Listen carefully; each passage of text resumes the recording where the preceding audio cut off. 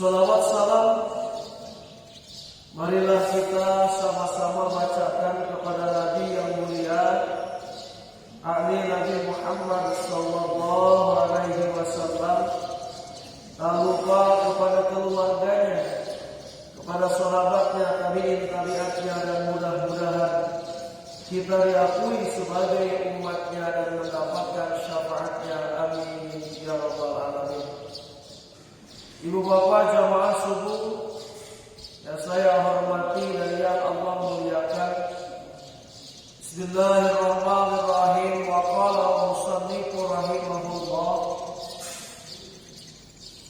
al-qawlu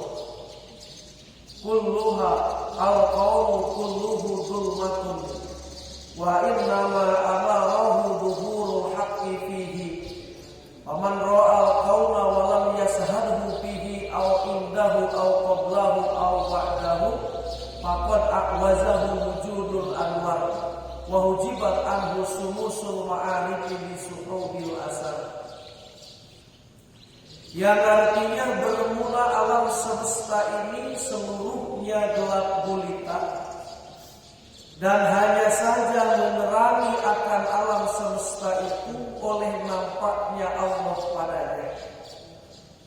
Maka barang siapa yang melihat alam semesta ini dan dia tidak memandang kepada Allah pada alam itu, atau di sisi alam itu, atau sebelum alam itu, atau sesudah alam itu, maka sungguh luput akan dia adanya cahaya-cahaya Allah Subhanahu wa ta'ala, dan terlindung daripadanya matahari makrifat dengan makhluk yang diumpamakan seperti awan.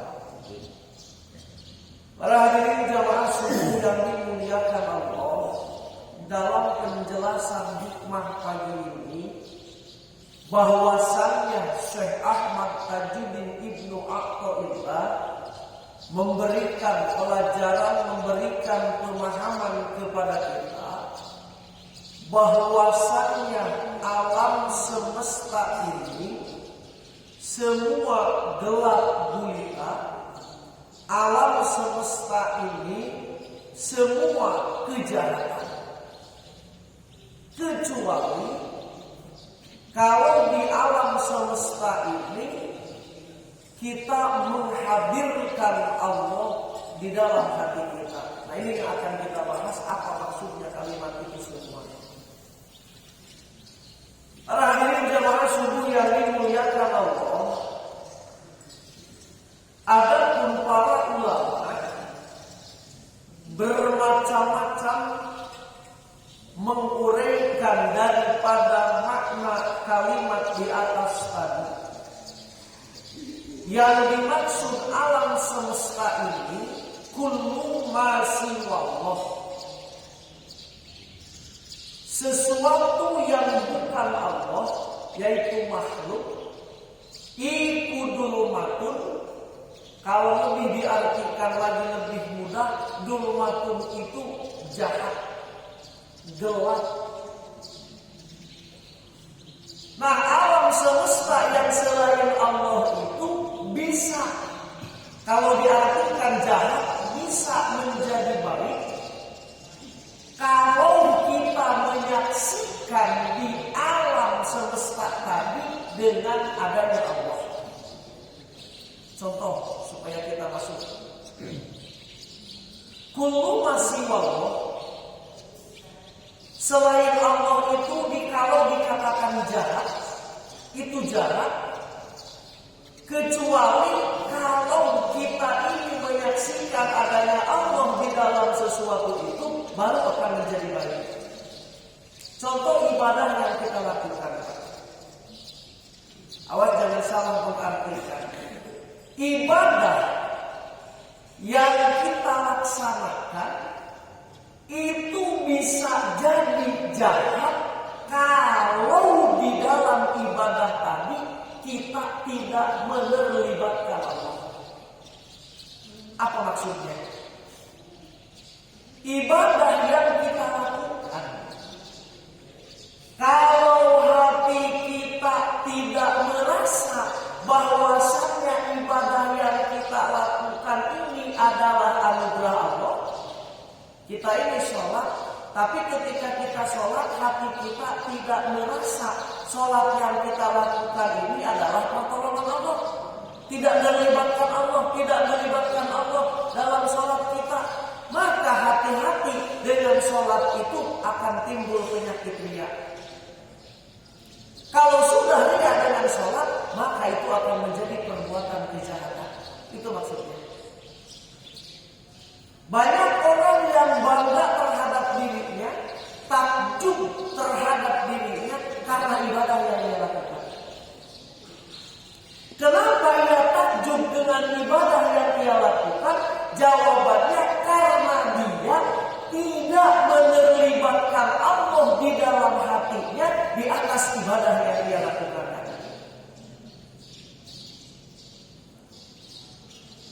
Banyak orang yang sombong karena ibadah yang dia lakukan. Karena kan manusia sombong itu bisa dengan empat. Satu, manusia sombong dengan jabatan. Dua, manusia bisa sombong dengan harta. Yang terakhir pokoknya manusia bisa sombong dengan ilmu. Dan yang terakhir manusia bisa sombong dengan ibadah. Hati-hati. Ibadah kalau tidak menerlibatkan Allah di dalam hati kita, maka ibadah yang kita lakukan itu akan bisa menjadi gelap, akan bisa menjadi jahat kalau tidak menerlibatkan Allah di dalamnya. Maka tugas kita di dalam hati, nah inilah yang akan diajarkan dalam hikam ini.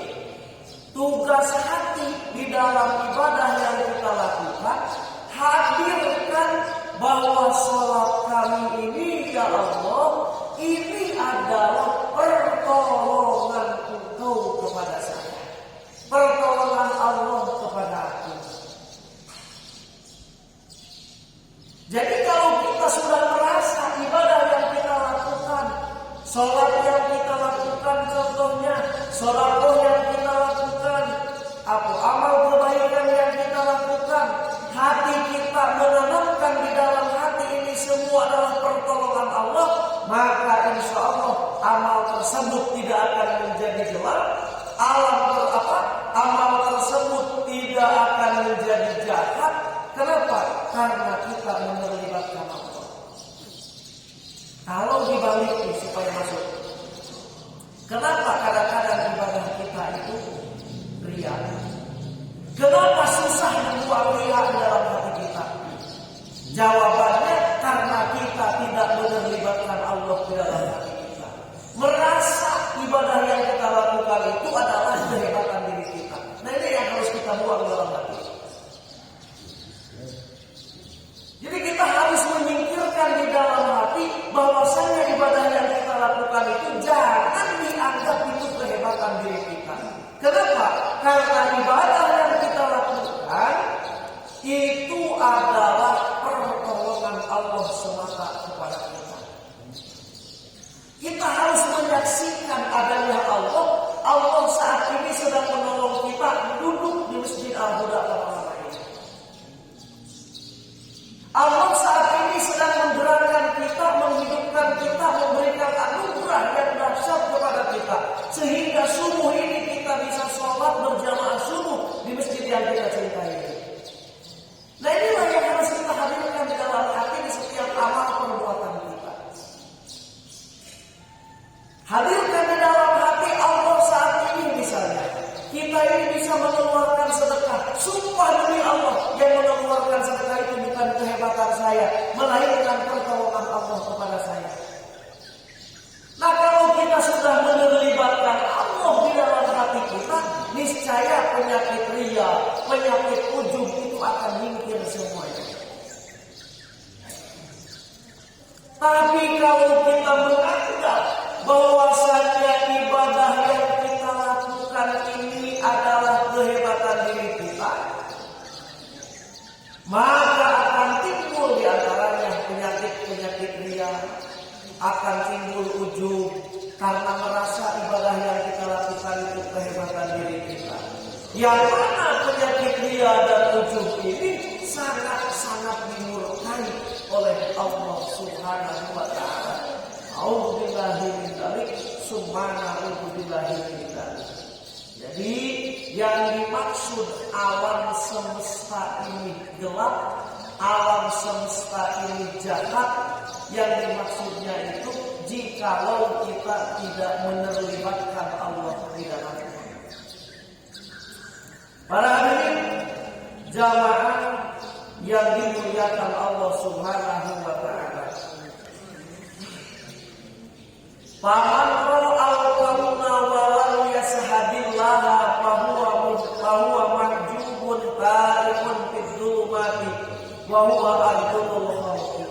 Barang siapa yang melihat perbuatan baik dirinya atau perbuatan orang lain tetapi dia tidak bisa musyahadah kepada Allah, dia berkata, aku yang berbuat atau kamu yang berbuat, tidak ada dalam hatinya itu Allah Subhanahu wa taala, maka orang tersebut akan tersesat di dalam kegelapan dan dia merupakan makhluk yang paling jahat. Hadirin jamaah subuh yang dimuliakan Allah, jikalau di dalam hati kita melihat bahwasannya yang berbuat itu adalah diri kita atau diri orang lain, maka dia hakikatnya akan terbimbing daripada Allah, akan jauh daripada Allah. Padahal yang membuat dia jauh itu bukan jauhnya Allah dengan kita, karena kita terbimbing dengan Allah. Padahal Allah ini aqrabu min hablil warid. Allah ini lebih dekat kepada kita ketimbang urat nadi kita. Tapi kenapa kita ini seolah-olah jauh dengan Allah? Jawabannya karena terbimbing dengan merasa bahwasannya ibadah yang kita lakukan adalah kehebatan diri kita.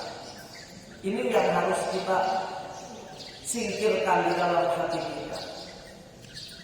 Apabila kita mengakui yang berbuat itu adalah aku sampai ke dalam hati, maka itu sesat dan terbimbing. Yang sesat terbimbing terbimbing itu, misalnya yang berbuat itu hanya sikuran dan sikuran sampai ke dalam hati, kita ini seperti tanpa sedikit pun kita ingat kepada Allah Subhanahu wa Ta'ala, tanpa sedikit kita ingat itu adalah perbuatan Allah, maka kita akan mudah dendam kepada orang lain. Contoh, kalau ada orang membenci kepada kita, hadirkan di dalam hati, ya Allah, orang itu benci kepada kita bukan orang itu saja, bukan hanya semata orang itu. Kenapa orang itu hatinya benci kepada saya? Karena di dalam hatinya sengaja Allah titipkan kebencian kepada saya. Kenapa Allah menciptakan orang yang benci kepada saya? Satu, karena Allah mau menegur kita. Yang kedua, kalau Allah tidak mau menegur kita, karena Allah mau mengampuni dosa kita. Karena kalau kita dibenci, diiri sama orang lain, dosa kita akan dikurangi oleh Allah. Yang ketiga, kenapa ada orang diciptakan oleh Allah membenci kepada kita? Tujuannya Allah ingin menguji kita. Coba kalau kita melihat sejarah Rasulullah. Rasulullah itu Pak, Bu, dilempari kotoran unta mau ke masjid, tidak pernah marah. Tidak pernah Rasulullah. Kenapa Rasulullah tidak marah ketika ada orang yang melempari kotoran unta yang membencinya kepada beliau? Kenapa tidak marah? Sebab Rasul melihat orang berbuat buruk kepada dirinya itu bukan semata-mata orang itu berbuat buruk, tapi hati Rasul tembus sampai kepada Allah. Ya Allah, orang ini menghina saya, melempari dengan kotoran unta itu. Aku tahu Engkau mau menguji aku. Jadi yang diingatnya Allah oleh Rasul, bukan orang itu yang dilihatnya. Jadi ketika ada orang yang membenci kepada kita, yang harus kita lihat itu jangan orang yang bencinya, yang harus kita lihat itu Allah. Kenapa kita harus melihat Allah? Karena orang itu benci kepada kita, hatinya memang sengaja oleh Allah dibencikan kepada kita. Kenapa dibencikan kepada kita? Satu, untuk menegur diri kita. Mungkin diri kita banyak kelalaian. Yang kedua, karena Allah mau mengampuni dosa kita. Karena kita ini jarang taubat, istighfar jarang, taubat jarang. Tapi Allah mau mengampuni dosa kita. Akhirnya dihadirkan seseorang yang benci kepada kita. Dengan dibenci kita dengan orang lain, sedikit-sedikit dosa kita akan dikurangi. Yang ketiga, kenapa Allah menciptakan orang yang benci kepada kita? Jawabannya supaya kita ini meningkat derajat, karena Allah mau menguji diri kita. Intinya Pak, kalau ada orang yang berbuat baik kepada kita, kalau ada orang yang berbuat buruk kepada kita, hati kita jangan fokus kepada orang itu, melainkan hati kita harus tembus sampai kepada Allah. Ada orang yang mengantarkan hadiah kepada kita. Itikadkan dalam hati kita, ya Allah, Engkau telah mengantarkan hadiah dari Engkau kepada aku melalui tangan orang itu. Tapi kalau kita hanya melihat orang itu saja yang berbuat baik, niscaya kita akan terbimbing kepada Allah. Kalau kita hanya melihat orang itu yang berbuat baik kepada kita, kalau orang itu kita hanya fokus melihat orangnya, hati kita tidak tembus kepada Allah, maka akan timbul kalau orang itu berbuat jahat, kita tidak akan mau memberikan nasihat. Kenapa kita tidak mau memberikan nasihat? Takut besoknya tidak memberi hadiah lagi kepada kita. Kalau kita melihat orang itu berbuat baik kepada kita, yang kita lihat hanya orang itu saja, tidak tembus hati kita sampai kepada Allah, maka kita ini nanti akan menjadi penjilat diri kita. Dan maka kalau sudah jadi penjilat kita, itu termasuk perbuatan jahat.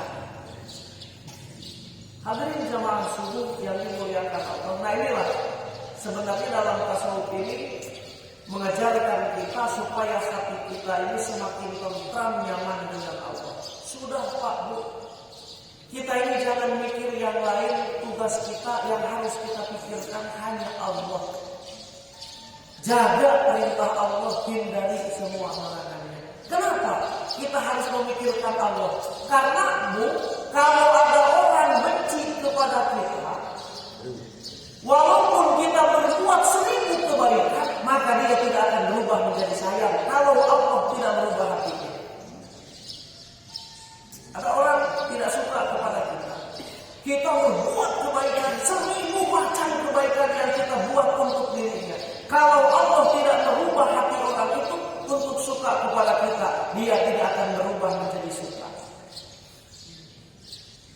Makanya buat apa kita mencari muka di hadapan manusia? Tidak ada gunanya.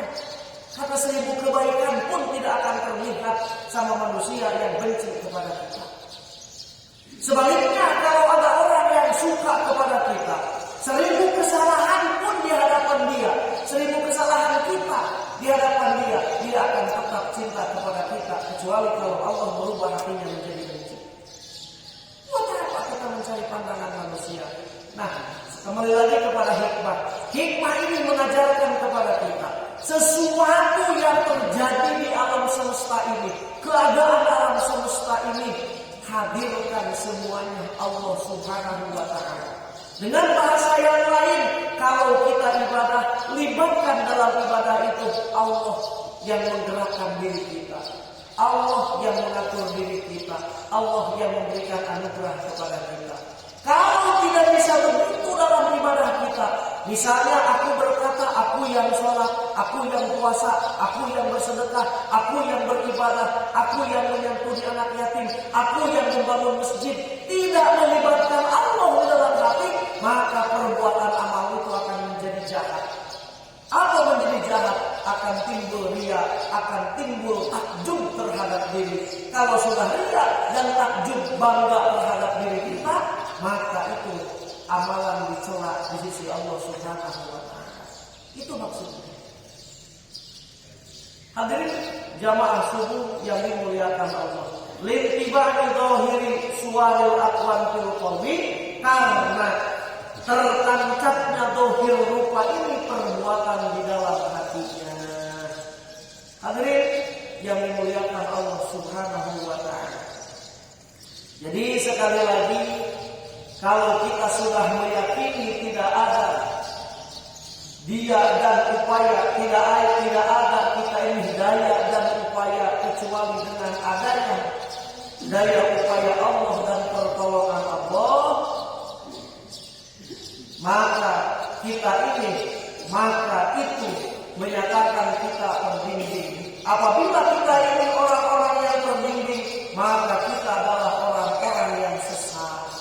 At-ta'atu minhu sayyi'ah, amal taat yang kita lakukan itu akan menjadi kejahatan. Nah, ini bahayanya. Jadi amal taat juga akan menjadi kejahatan kalau kita meyakini bahwasannya ibadah yang kita lakukan itu kehebatan diri kita. Bagaimana taat ini ingin menjadi kebaikan? Niatkan dalam hati, taat saya, ibadah saya ini bukan diri saya, melainkan daya upaya dan pertolongan Allah.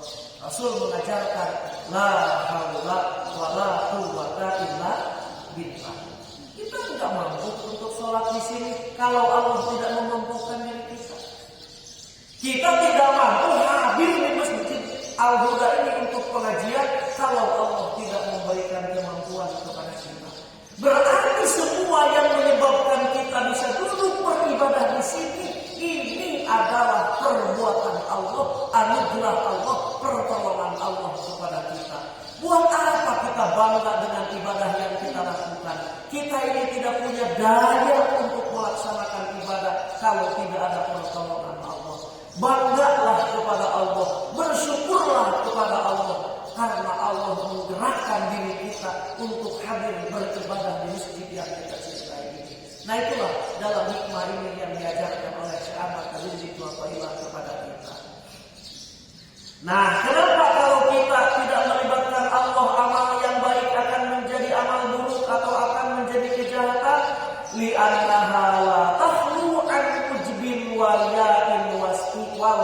wasti'zazin. Karena kalau kita berbuat amal, berbuat kebaikan, sholat, zakat, puasa, haji, kalau kita tidak menerlibatkan Allah, maka itu semua akan menimbulkan ujub, akan menimbulkan riya, dan akan menimbulkan merasa mulia. Jadi kalau kita beribadah kepada Allah, puasa, sedekah, tidak melibatkan Allah, maka akan timbul dalam hati kita merasa mulia. Merasa sudah mulia kita dengan ibadah yang kita lakukan. Sementara kalau kita sudah merasa mulia, karena nanti di hikmah sekitar 246-47 kalau nggak salah. Kalau kita sudah merasa diri kita mulia, itu berarti kita mau mengambil sifat ketuhanan. Karena dalam diri manusia yang berbahaya itu, kalau manusia dikuasai sifat kebinatangan, manusia dikuasai sifat kebuasan, manusia dikuasai dengan sifat kesyaitanan, dan yang terakhir ada manusia yang ingin mengambil sifat ketuhanan. Itu dosa. Apa tandanya manusia ingin mengambil sifat ketuhanan? Tandanya dia merasa mulia, merasa besar, merasa terhormat, merasa agung.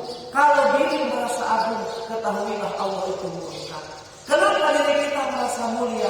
Karena ibadah yang kita lakukan, apa yang kita miliki, itu kita tidak merasa punya Allah, melainkan kita punya rasa diri kita sendiri. Kita punya harta. Kalau punya harta, merasa harta dan pangkat itu kehebatan diri kita, tidak merasa titipan Allah, maka dengan harta itu akan timbul sombong kita. Itu yang dimaksud nikmat. Tapi dengan harta, bagaimana dengan harta supaya kita tidak sombong? Ucapkan dalam hati kita, harta, jabatan yang kita miliki itu bukan kehebatan diri kita, melainkan titipan Allah yang sedang dititipkan saat ini kepada kita. Itu aja dalam hati. Jadi kalau kita sudah bisa menanamkan tauhid ini, nyaman hati kita. Kagak pusing lagi hati kita memikirkan orang lain mau suka, mau benci kepada kita. Karena orang suka yang dilihat bukan orang itunya, yang kita lihat Allah sedang menggerakkan hati orang itu suka kepada kita. Kalau ada orang benci kepada kita, kita tidak melihat lagi orang itu yang bencinya, tapi kita melihat Allah sedang menggeritikkan kebencian dalam hatinya kepada kita. Yang kita lihatnya Allah, sebagaimana Rasulullah dilempari kotoran unta, beliau tidak marah. Kenapa Rasul tidak marah? Karena yang Rasul lihat Allah, bukan orang itu. Rasul melihat Allah sedang memuji dirinya, makanya Rasul tidak melihat orang itu. Orang itu pas sakit ditengoknya oleh Rasulullah, karena Rasulullah tidak benci kepada orang itu. Nah, dari jawaan subuh yang dimuliakan Allah Subhanahu wa Ta'ala. Jadi sekali lagi, libatkanlah Allah di dalam segala apa yang kita perbuat ini.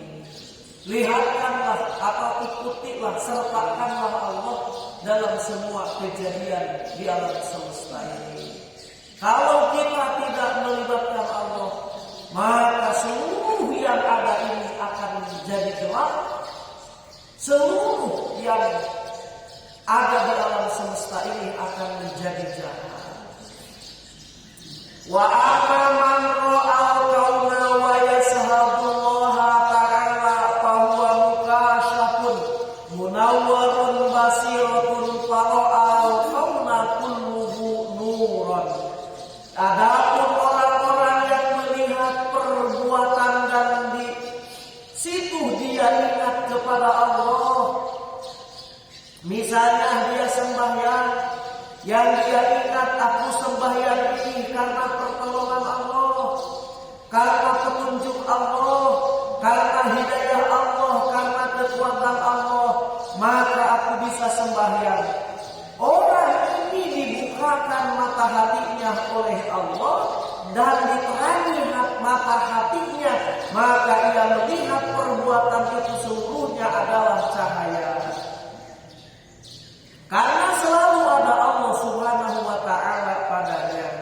Dia sembahyang sedekah yang dia lakukan, itu semua dia merasa itu pertolongan Allah, daya Allah, kekuatan Allah, maka hati kita akan menjadi terang dengan Allah, hati kita tidak terbimbing lagi kepada Allah. Itu maksudnya.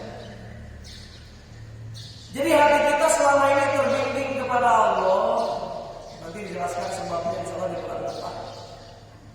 Padahal semuanya itu nampak di dalam kekuasaan Allah. Jadi ketika kita sholat, akui sholat yang aku lakukan ini adalah daya Allah. Sholat yang aku lakukan ini adalah kekuatan Allah. Sholat yang aku lakukan ini adalah pertolongan Allah. Aku sedikit pun tidak daya, tidak upaya kalau tidak ada pertolongan Allah. La haula wala quwwata illa billah. Nyaman hati kita kalau sudah bisa begitu. Hadirin yang dimuliakan Allah Subhanahu wa taala. Au maksiatun minhu hasanah. Kalau kita sudah bisa begini, maka maksiat pun pelan-pelan akan berubah menjadi kebaikan. Orang yang sudah merasa bahwasannya hatinya semua yang aku kerjakan ini adalah perbuatan Allah, maka perbuatan buruk pun pelan-pelan akan menjadi kebaikan. Kenapa? Karena begini, dulu pernah di hikmah awal kita menjelaskan, semua yang terjadi kepada kita ini takdir Allah. Takdir Allah itu ada 4. 1, Allah menakdirkan kita taat. 2, Allah menakdirkan kita maksiat. 3, Allah menakdirkan musibah. 4, Allah menakdirkan kepada kita nikmat. Ini keempat ini sehari semalam berputar kepada kita. Kalau tidak taat pasti sedang maksiat. Kalau tidak maksiat pasti taat. Kalau misalnya kita tidak dapat nikmat pasti sedang musibah. Kalau tidak dapat musibah pasti sedang dapat nikmat. Ini berputar setiap hari kepada kita. Nah, satu aja diambil. Kita maksiat secara hakikat ditakdirkan oleh Allah. Tetapi kita harus sadar apa yang dituntut oleh Allah ketika kita maksiat. Yang Allah tuntut ketika kita maksiat yaitu kita bertaubat kepada Allah. Jadi Allah sedang menuntut kita bertaubat kepada Allah. Jadi ketika kita jatuh kepada kesalahan, jangan mencarikan diri kita, menyalahkan orang lain, cari orang lain supaya orang lain terjerumuskan dengan kesalahan kita. Jangan. Ketika kita berbuat dosa, saat ini Allah sedang menuntut kita untuk bertaubat kepada-Nya. Hadirin jamaah subuh yang dimuliakan Allah. Nah, kalau kita sudah bisa bertaubat, maka perbuatan buruk kita berubah menjadi kebaikan. Bahkan nanti di depan juga akan diuraikan maksiatun awrusak dullan waqtiqaron khairun min tu'atin awrusak ijan waqtiqbaran. Maksiat, perbuatan dosa yang menimbulkan kamu merasa hina di hadapan Allah atas perbuatan dosa itu lebih baik daripada ibadah yang kamu lakukan, tapi dengan ibadah itu kamu merasa lebih mulia. Hadirin jamaah subuh yang dimuliakan Allah. Jadi orang yang taubat daripada maksiat itu, maka maksiat itu pelan-pelan akan berubah menjadi kebaikan. Bukan maksiatnya dapat pahala, tetapi taubat daripada maksiat itu akan merupakan kebaikan dirinya di hadapan Allah Subhanahu wa taala. Allah taala berfirman, "Faulaika yubaddilullahu sayyi'atihim hasanat wa kana Allahu ghafurur rahim." Mereka itulah yang Allah gantikan dosa-dosa mereka itu dengan kebaikan, dan Dialah Allah yang Maha Pengampun lagi Maha Penyayang. Jadi kalau orang-orang yang selalu ingat kepada Allah itu, pelan-pelan kemaksiatannya pun juga dia akan diganti dengan kebaikan. Yang diganti dengan kebaikannya bukan kemaksiatannya, tetapi taubatnya itu akan merupakan sebuah kebaikan. Hadirin jamaah yang dimuliakan Allah. Makanya enggak, yang kita harus kita pikirkan itu hanya Allah Subhanahu wa taala. Apapun amal yang kita perbuat, itu semua adalah pertolongan Allah. bukan kehebatan kita. Kita sholat berarti saat ini kita sedang disolatkan oleh Allah. Kita ibadah berarti saat ini kita sedang diibadahkan oleh Allah Subhanahu wa Ta'ala. Kita sedekah berarti saat ini kita oleh Allah sedang diberikan pertolongan dan anugerah sehingga kita ini bisa bersedekah. Para ulama suluk mengatakan ada 3 hal agar kita bisa mendapatkan keterbukaan hati. Yang pertama, pantangan. Yang kedua, obat yang dikerjakan. Yang ketiga, lingkungan. Jadi ini untuk mengobati hati kita supaya kita ini hati terbuka kepada Allah. Yang pertama itu kita harus menjaga atau menghindar perbuatan maksiat kepada Allah atau memantang diri kita jangan mendekat-dekat maksiat kepada Allah. Yang kedua, obat yang harus kita kerjakan. Apa maksud obat yang harus kita kerjakan itu? Yaitu kita harus berzikir kepada Allah. Yang ketiga, lingkungan. Lingkungan itu berpengaruh terhadap diri kita. Karena dengan lingkungan itu kita ini akan berbuat baik. Kalau kita berkumpul dengan lingkungan yang baik, insya Allah kita akan ikut baik. Kalau kita berkumpul dengan orang yang ahli maksiat, pelan-pelan kita pun juga akan ikut maksiat. Yang pertama, juhud terhadap dunia, yaitu kita mengurangi urusan-urusan duniawi. Maksud mengurangi urusan duniawi itu kita hati di bagian hati. Hati merasa cukup dengan apa yang Allah berikan kepada kita. Karena kalau hati tidak merasa cukup dengan apa yang Allah berikan kepada kita, susah kita menghadirkan Allah dalam hati kita. Susah kita melibatkan Allah dalam hati kita. Jadi kalau kita masih tamak, merasa belum cukup apa yang Allah telah diberikan kepada kita, maka kita akan terbimbing hati kita daripada Allah. Maksudnya apa? Hati kita ini sulit menerlibatkan Allah dalam amal perbuatan kita. Akhirnya serasa ibadah yang kita lakukan kehebatan diri kita. Hati kita tidak pernah tembus sampai kepada Allah. Salat yang kita lakukan akhirnya diakui kehebatan diri kita. Susah hati kita tembus kepada Allah kalau dalam hati kita masih ada penyakit tamak, tidak merasa cukup dengan apa yang oleh Allah berikan kepada kita. Merasa masih kurang dengan pemberian Allah kepada kita. Hadirin jamaah subuh yang dimuliakan Allah Subhanahu wa Ta'ala, kesimpulan hikmah di pagi ini, alhasil atau kesimpulannya begini. Kalau kita berbuat kebaikan, hadirkan di dalam hati bahwasannya kebaikan yang kita kerjakan itu 1, daya Allah, 2, upaya Allah, 3, pertolongan Allah. Jangan diakui sholat yang kita lakukan kehebatan diri kita. Jangan kita akui sholat yang kita lakukan daya kekuatan kita. Jangan kita akui sholat ini kehebatan diri kita. Yang harus kita akui, kami bisa sholat alhamdulillah karena aku ditakdir bisa bersujud. Ini adalah pertolonganmu ya Allah kepada aku. Nah, itulah yang diajarkan pada hikmah ini. Kenapa?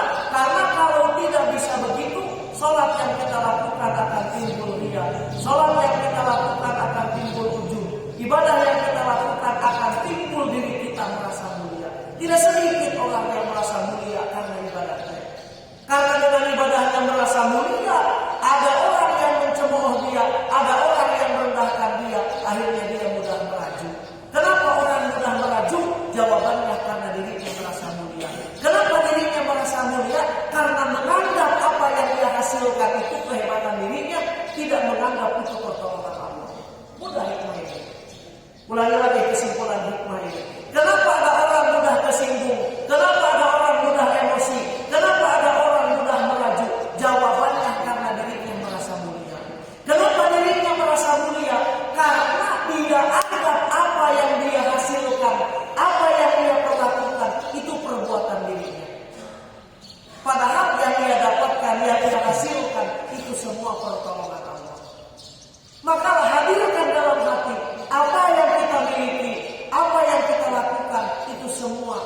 situ Allah yang memberikannya kepada kita. Jangan diakui itu kehebatan diri kita. Kalau kita sudah mengakui itu adalah perbuatan Allah untuk kita, itu pertolongan Allah untuk kita, itu titipan dari Allah kepada kita, maka kita tidak akan ada lagi sifat sombong. Terserah orang mau cemooh kita, terserah orang mau menghormat kita, terserah orang mau muliakan kita, terserah orang mau merendahkan kita. Tidak peduli lagi, karena yang kita lihat itu hanya Allah Subhanahu wa Ta'ala. Nah, tauhid ini kalau kita sudah bisa menerapkan dalam hati kita, nyaman hidup kita. Kenapa hidup kita sering gelisah? Kenapa hidup kita sering galau? Kenapa hidup kita, hati kita sering kalut? Jawabannya karena kita jarang melibatkan Allah dalam hati kita. Itu kuncinya. Hati kita ini sedang sering susah, merasa belum diberi nikmat, merasa masih kurang, merasa paling tersiksa, merasa paling terpojokkan, merasa paling terhinakan. Kenapa hati kita sering merasakan seperti itu? Jawabannya karena hati kita tidak ingat kepada Allah. Hati kita jarang melibatkan Allah dalam semua kejadian. Padahal Rasulullah mengajarkan kepada kita, kalau kamu dapat musibah, ucapkan innalillah. Kenapa innalillah? Karena kita supaya mengingat yang memberi musibah itu Allah. Ketika kita dapat nikmat, ucapkan alhamdulillah. Kenapa ucapkan alhamdulillah? Supaya kita ingat yang memberikan nikmat itu Allah, bukan kehebatan diri kita. Itulah yang dimaksud pada nikmat pada ini. Hadirin jamaah subuh yang dimuliakan Allah, itulah yang saya sampaikan. Mohon maaf kekurangan dan kelebihan. Pada Allah kami mohon ampun. Bila itu wal hidayah wal hidayah.